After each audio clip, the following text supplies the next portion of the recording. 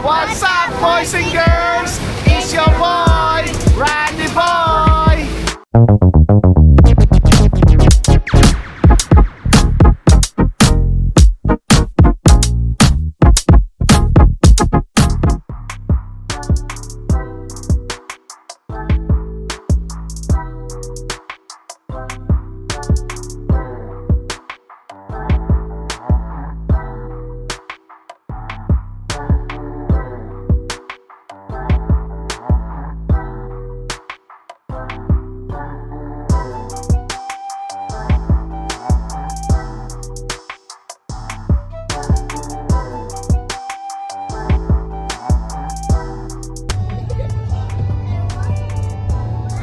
Ito yung Icefield Parkways.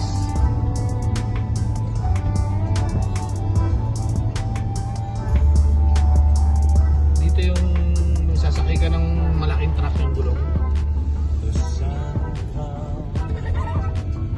At the Boston Glacier, yun yung Ito. Yun yung sinasabi ni Kuya Tom na hindi na kailangan sumakay dyan, pipicture ka tayo.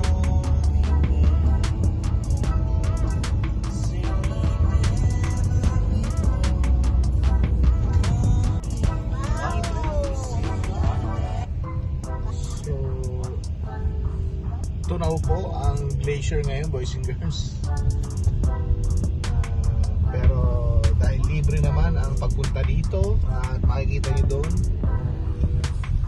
hindi nga lang tayo makakasakay doon sa malaking truck na may gulong. Pero siguro ito rin yun sinasakay nila. Ayun o, yung nasa taas na yun, yun yung glacier. Kaya mo ba yung zoom? Ayun o, yun, kita nyo po. So may mga naglalakad para mga makita yung glacier, yung truck. kaya pala ganyan yung kulay ng glacier.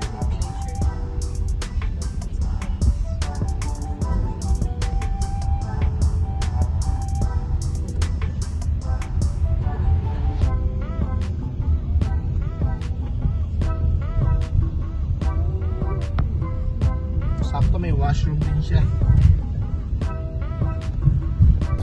Dito kami sa may glacier. So try namin mag-hike kaso parang ang layo eh.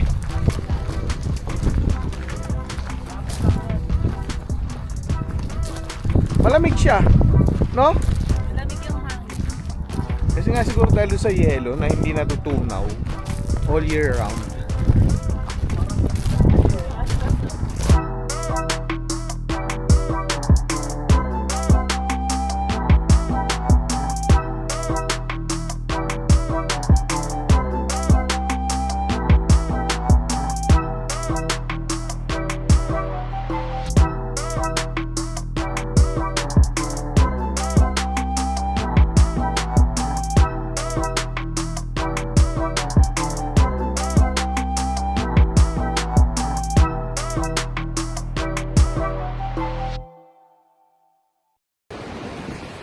Dahil lobat ang TGI sa sobrang daming mga magagandang stops dito sa Icefield Parkways na road, tulad nitong isa na to. Tawid na tayo.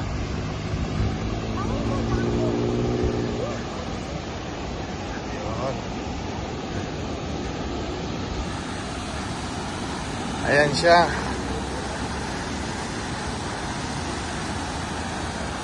Ganda oh. Diba?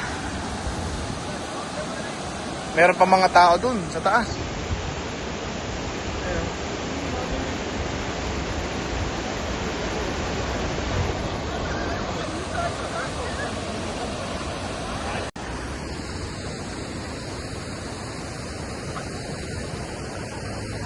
Ayan, boardingers. Pabalik na kami. Yung falls sa likod namin. Ang ganda. Yung mga bata din naman Yung mga bata, trimado. Kasi, ano lang to, no? Parang 5 minutes away dun sa glacier. Kaya kakasakay lang, bababa na naman. Eh, ayaw nila mag-picture eh. Eh, tayo, maganda. Hindi nila rin kita kasi na maganda talaga. Ayan po yung view. Ayan. lamig ng tubig. Ligo na. Ang sarap. Grabe, oh. Ang linaw. Malamig. Oh, lamig. Woo!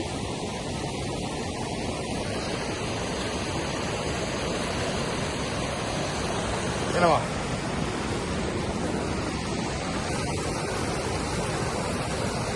Diba? Let's go.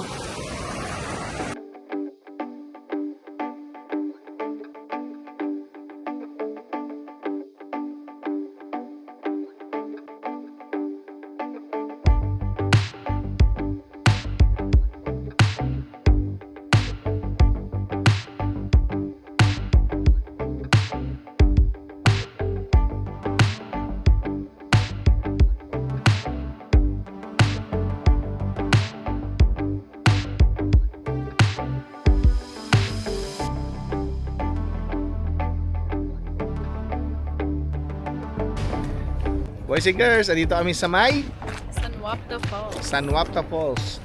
Merong ano rito, merong 300 meter walk papunta dun sa falls. And syempre, first time namin pupunta rito. Hindi pa natin alam kung ano yung makikita natin. At ang kagandahan nito, hindi namin sinearch kung ano yung itsura nun. Pero naririnig na namin yung falls ngayon pa lang. Kaya sabay-sabay natin na-explore kung ano yung meron dito.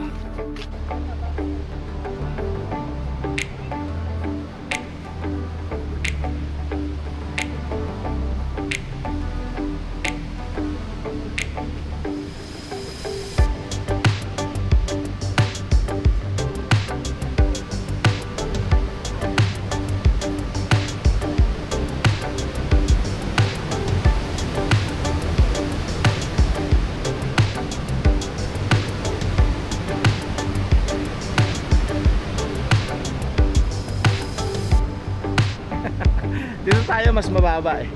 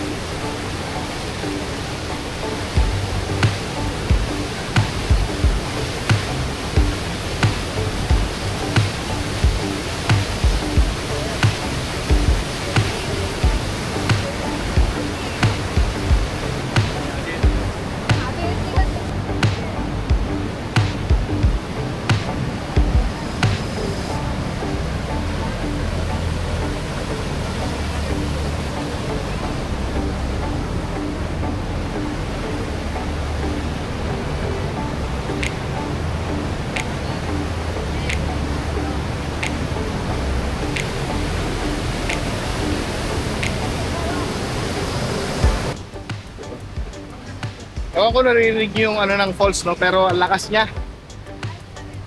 Baka nasa taas na. Tapos yung mist, may mist siya ng tubig na malamig. Partida, boys and girls, ano ngayon ha? Lunes ba ngayon? Martes? Tuesday. Tuesday ngayon pero medyo marami tao. Hindi na kami bababa siguro sa isa pang... Ito kasi, no? May 6.3 kilometer. Ayan.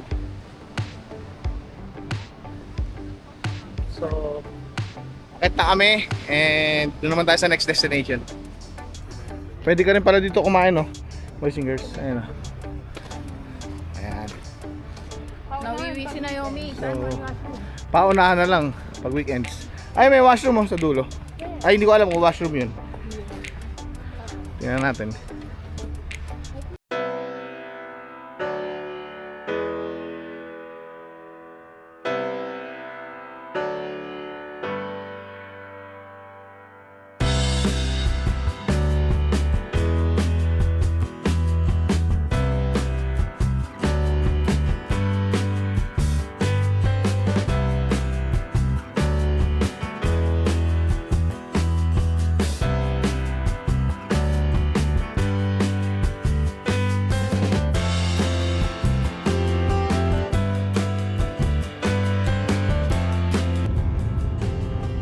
Hindi na kami dumaan sa Athabasca Glacier, boys and girls, kasi last time, Athabasca Falls pala.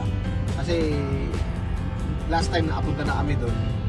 Pero pwede nyo naman puntahan, boys and girls, pagka dadaanan nyo na rin dito. Kasi parang San Juan Falls din siya eh. Medyo mas wide lang yung Athabasca Falls. So ito na yung nakikita nyo, papasok ng Jasper. Ayan yung nag-cause ng wildfire. Zoom mo lang ako naman. Medyo ano na yung forest, kalbo na siya. Pero at least naging kulay green na siya ng konti. Yung next stop namin after Athabasca Glacier, Athabasca Falls, sorry, sana ay yung Horseshoe Lake. Kaso nga lang ganito yung ano niya, ganyan yung background niya, puro sunog. Pero blue na blue yung tubig ah. Pero yung tubig blue. Dark blue, parang yung Hindi na rin kami bumaba sinalapas. kasi nalampasan namin, to be honest. Akala ko kasi left, sabi ko sa GPS left. Eh yung pala, pakanan pala yung stopover. So ngayon nalagpasan namin. At ngayon, diretso na kami sa Jasper.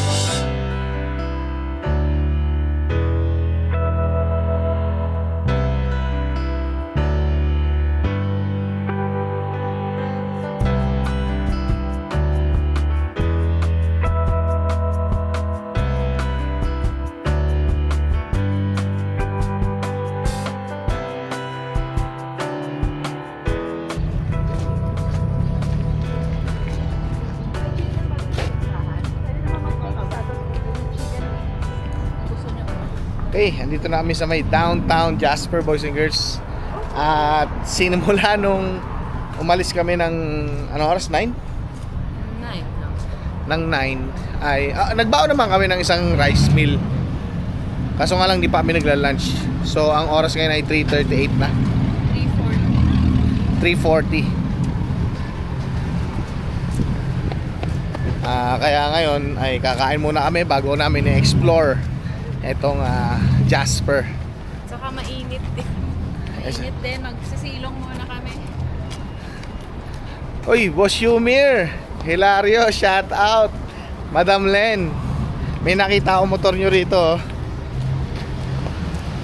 XR S1000.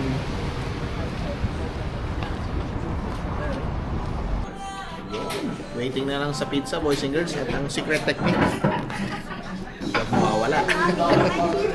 Here's for you guys. For us.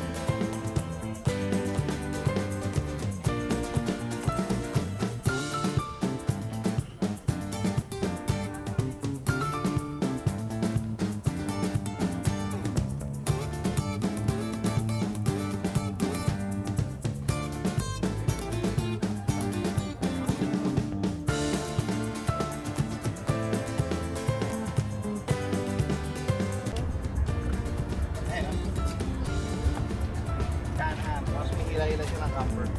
Pero syempre, hindi ka pwede matulog dito. Kumbaga parang yung extra gamit mo lang. Siguro mga camping materials mo. Galing, no? Tapos meron din pala siya nito.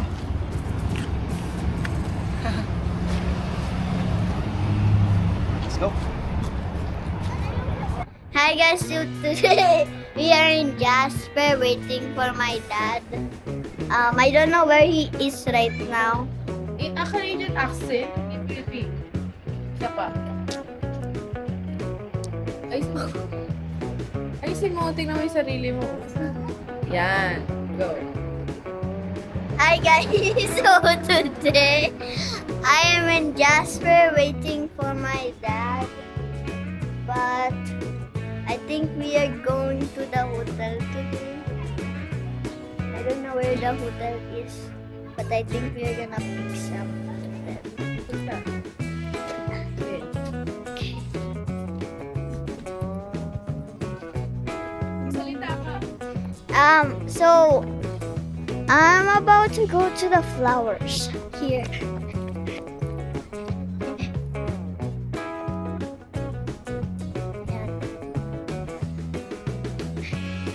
I don't know where this is.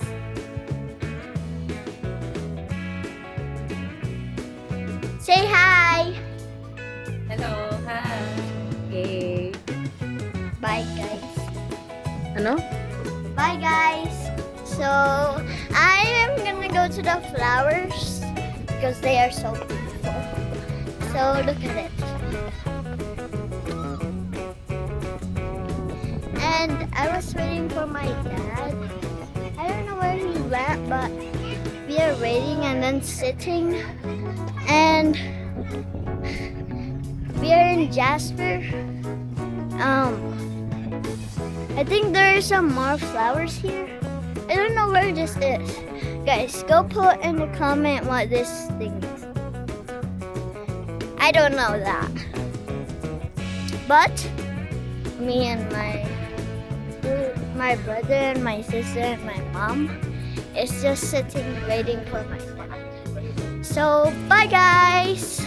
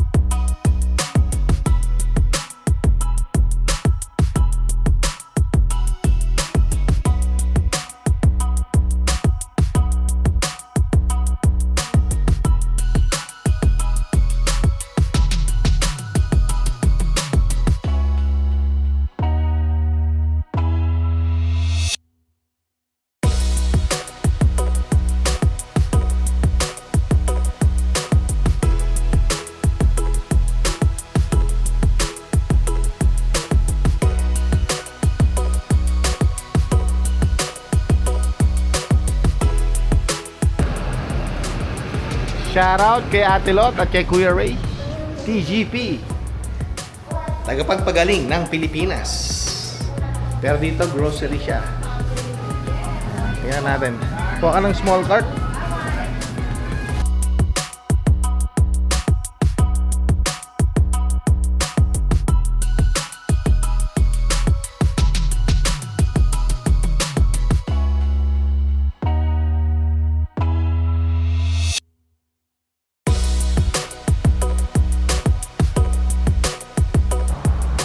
So boys and girls, no?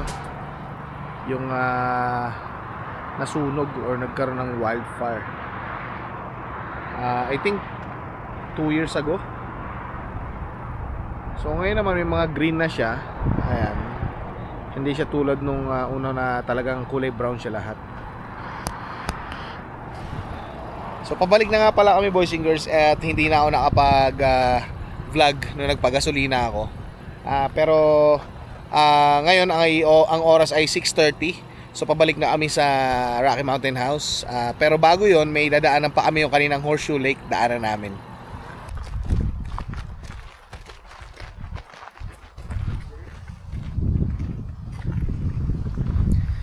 Last stop bago umuwi. Tingnan natin kung ano itsura. Ito, boys and girls, sayang. Sunog siya, ayun. Yung mga puno. Pero syempre, yung dito sa baba, yung mga grass, buhay na ulit siya. Oo. Pero yung mga puno na ganito, talagang brown siya. Yung iba uling. Sana mabuhay pa siya, no? Feeling ko nag-heal naman yan. Siguro it will take years. Kasi syempre, Yun nga lang. magugulang na napuno yan eh. Oo. Kasi may mga ano pa rin naman siya eh. Konting mga, hindi, wala talagang dahon. Sasabihin ko sana may dahon eh. Wala eh. Buti nga, nag-uulan ngayong year, hindi tulad last year na Oo. sila pa eh.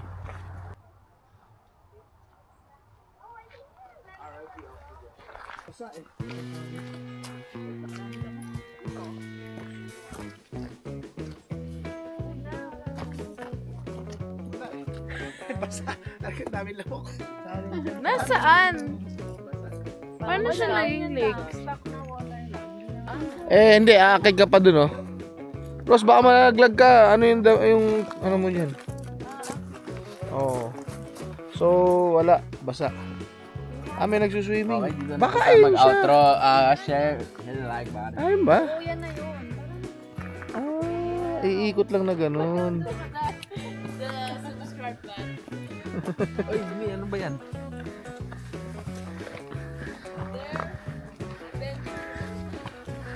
Tama ka si leader kanina.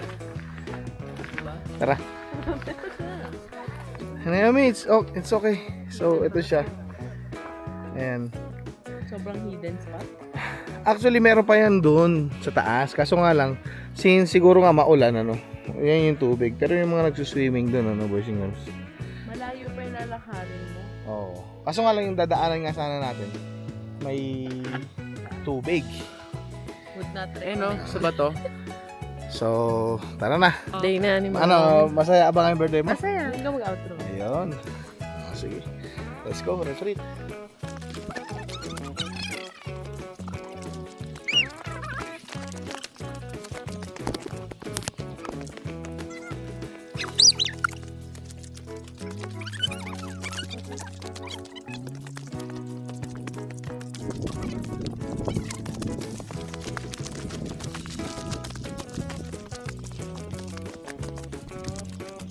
Ayun, boys and girls, hindi kami natuloy sa Horseshoe Lake kasi yung mga daan medyo delikado, tapos may tubig, and plus medyo late na rin, nagkakatamara na. So again, maraming salamat sa suporta.